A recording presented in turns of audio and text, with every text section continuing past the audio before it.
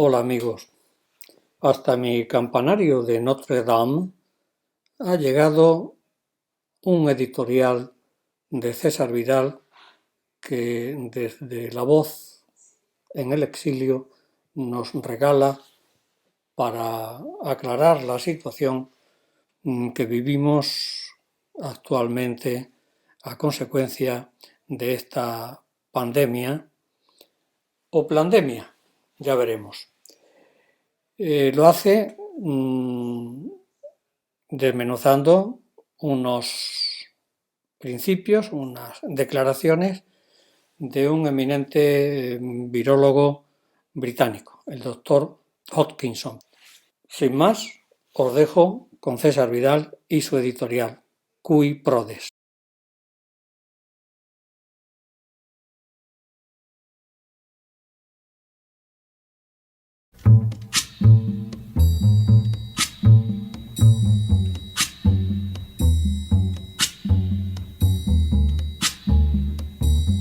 La Voz con César Vidal, desde el exilio. When the night has come and the land is dark and the moon is the only light we'll see. No, I won't be afraid. Oh, I won't be afraid. Just as long as you stand by me. Muy buenos días, muy buenas tardes, muy buenas noches y muy bienvenidos a esta nueva singladura de La Voz. Soy César Vidal, hoy es el martes 24 de noviembre de 2020 y me dirijo a los hispanoparlantes de ambos hemisferios, a los situados a uno y otro lado del Atlántico y, como siempre, lo hago desde el exilio. Corría el año 50 a.C. cuando el filósofo de origen hispano Séneca escribió una tragedia titulada Medea. En ella se desarrollaba el mito clásico de la literatura griega, pero de manera muy especial se incluía una afirmación de notable agudeza que decía: Qui prodes scelus is fecit, lo que podría traducirse como aquel al que aprovecha el crimen es el que lo ha perpetrado. La máxima pasaría a convertirse en todo un instrumento para poder averiguar quién es el culpable de un crimen cuya responsabilidad no parece clara o incluso se encuentra totalmente oculta. ¿Alguien se está beneficiando de ese crimen? ¿Alguien obtiene ganancias con él? ¿Alguien lo aprovecha para sus fines? Si es así, lo más seguro es que nos encontremos ante el culpable. En las últimas horas hemos tenido nuevas noticias acerca de la crisis del coronavirus. Sin ánimo de ser exhaustivos, los hechos son los siguientes. Primero, el doctor Hodgkinson es el CEO o consejero delegado de Western Medical Assessment y ha sido el director médico de la compañía durante más de 20 años. Segundo, tras graduarse en medicina en la Universidad Inglesa de Cambridge, el doctor Hodgkinson se especializó en patología en el Canadá. Tercero, actualmente, el doctor Hodgkinson trabaja también en esa especialidad médica como presidente ejecutivo de BioID Diagnostic Incorporated, una compañía privada que fabrica test para identificar a los contagiados de coronavirus. Cuarto, el doctor Hodgkinson informó hace unos días al Comité de Servicios Públicos del Ayuntamiento de Edmonton acerca del coronavirus y de las posibles vacunas. Quinto, según el doctor Hodgkinson, el fondo del asunto es este: existe una histeria pública totalmente infundada y promovida por los medios de comunicación y los políticos. Es bochornoso. Este es el mayor fraude perpetrado jamás sobre un público que no sospecha. Sexto, el doctor Hodgkinson añadió en su comparecencia: no hay absolutamente nada que se pueda hacer para contener este virus, aparte de proteger a vuestra gente más vulnerable. Séptimo, en el mismo sentido, en la comparecencia el doctor Hodgkinson añadió: no debería pensarse que el virus es algo más que una mala temporada de gripe. Esto no es el ébola, no es el SARS, son políticos jugando a la medicina y ese es un juego muy peligroso. Octavo. A continuación, el doctor Hodgkinson señaló: las máscaras son totalmente inútiles. No existe ningún tipo de prueba de su efectividad. Las mascarillas de papel y las mascarillas de fábrica son simplemente señaladores de virtud. Se ve a esa gente sin educación caminando por ahí como leminos, los roedores que se suicidan en masa, obedeciendo sin ningún conocimiento de base y poniéndose la mascarilla en la cara. Noveno. El doctor Hodgkinson señaló también en su comparecencia que no tiene ningún sentido el distanciamiento social, puesto que el coronavirus viaja por aerosoles que viajan 30 metros o más antes de aterrizar. Décimo. Igualmente, el doctor Hodgkinson afirmó que los confinamientos han tenido terribles e inesperadas consecuencias, rematando su afirmación con un «mañana debería estar abierto en todas partes». Undécimo. A continuación, el doctor Hodgkinson se refirió a los test para afirmar: «Yo estoy en el negocio de los test del coronavirus. Quiero enfatizar que los resultados positivos no significan, subrayado con fosforito, que exista una infección clínica. Toda esta histeria pública provocada y todos los test deberían detenerse». Duodécimo. De manera bien significativa, el doctor Hodgkinson sostiene que hay que proteger a los que denomina vulnerables mediante el recurso de proporcionarles a diario dosis de vitamina D. Décimo tercero. El doctor Hodgkinson subrayó igualmente que esto es otra gripe mala y tenéis que ajustaros eso en la mente, que la gente tome sus propias decisiones.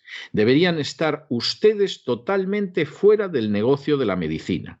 Están ustedes siendo llevados al huerto por el funcionario jefe de sanidad de esta provincia, en clara referencia al doctor Dina Hinshaw.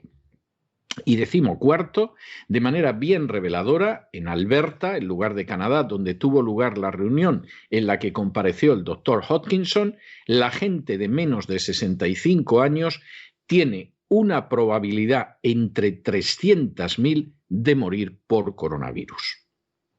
Los meses transcurridos desde que comenzó la epidemia del coronavirus nos permiten ya contar con conclusiones totalmente sólidas acerca del mismo. La primera es que en números redondos el 90% de los fallecidos superó los 70 años de edad y por regla general padecían otra dolencia adicional. Es decir, la inmensa mayoría de los casos de fallecimientos no se puede afirmar que murieran de coronavirus, sino con coronavirus, un matiz que resulta más que relevante. La segunda conclusión, totalmente sólida, es que la mortalidad del coronavirus entre los niños es inferior a la que ocasiona habitualmente la gripe, lo que obliga a plantearse la necesidad y la sensatez de las órdenes de cerrar las escuelas. La tercera conclusión, totalmente apoyada en hechos, es que los confinamientos no han contribuido a detener el coronavirus e incluso en multitud de casos los confinamientos más estrictos han sido paralelos al aumento del número de contagios, lo que tiene bastante lógica. Y finalmente, la cuarta conclusión sólida es que los plazos habituales para la producción y prueba de una vacuna se está dando de lado en un proceso acelerado por contar con una vacuna cuya eficacia es como mínimo dudosa, precisamente por la rapidez y la aceleración con que se ha desarrollado.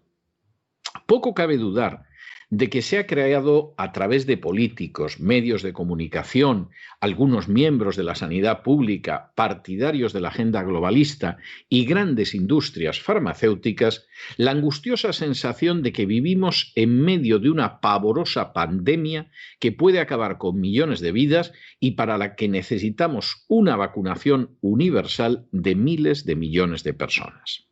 Pensemos por un momento en algunas de las consecuencias de esa gigantesca campaña mediática y política con la que se martillea a la población mundial desde hace meses. Ciertamente no ha servido para los mayores de 70 años, que hasta la fecha son el 90% de las víctimas del coronavirus, pero sí ha tenido utilidad para otras instancias. A los políticos les ha permitido, sin control práctico alguno, otorgar grandes contratos pagados con dinero de los contribuyentes que supuestamente iban a ayudar a los ciudadanos, pero que en términos reales han servido solo para acabar en los bolsillos de amigos.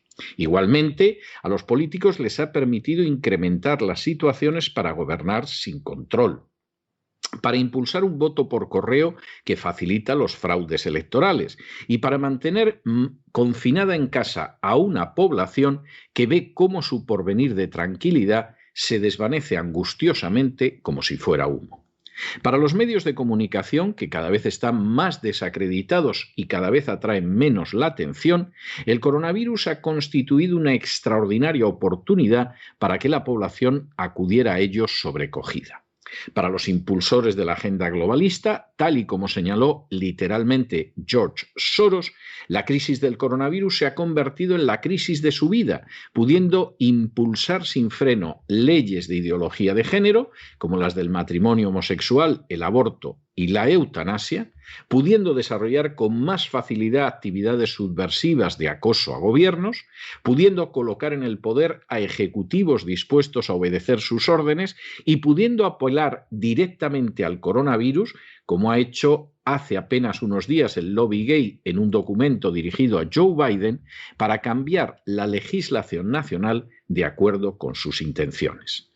Finalmente, para la gran industria farmacéutica comprometida totalmente con la agenda globalista, el coronavirus constituye el mayor negocio de la historia universal al poder catapultar a miles de millones de habitantes de este planeta, quién sabe si incluso de manera obligatoria, a aceptar una vacuna que se está preparando a pasos agigantados y en contra del protocolo mínimo habitual para este tipo de fármacos. Todo ello sobre el trasfondo de un número de muertes muy similar y en ocasiones incluso inferior al que ocasiona una epidemia fuerte de gripe, aunque todavía es menor en los niños y además se encuentra especialmente concentrado en las personas de más de 70 años con problemas de salud previos. Reflexionemos en estos datos, todos ellos objetivos y fácilmente comprobables, y extraigamos las pertinentes conclusiones. Cuando examinemos todo, formulémonos la vieja pregunta que dejó escrita Séneca.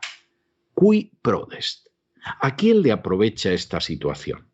¿Quién ha salido, está saliendo y saldrá beneficiado de la crisis del coronavirus que está provocando unos daños económicos, sociales y políticos verdaderamente pavorosos para la gente común? ¿Quiénes están aprovechando para lucrarse y dominar gracias a la crisis del coronavirus? Si el que nos escucha puede responder la pregunta, ha dado entonces con una de las claves del momento verdaderamente trágico y amenazador por el que atraviesa la población de este planeta. Mientras tanto, en el tiempo que han necesitado ustedes para escuchar este editorial, la deuda pública española ha aumentado en más de 5 millones de euros y una parte nada pequeña de ese endeudamiento va a los bolsillos de amigos del gobierno que han suscrito contratos que jamás debieron firmarse y jamás se hubieran firmado de no ser por la crisis del coronavirus. Muy buenos días, muy buenas tardes, muy buenas noches. Les ha hablado César Vidal desde el exilio. Que Dios los bendiga.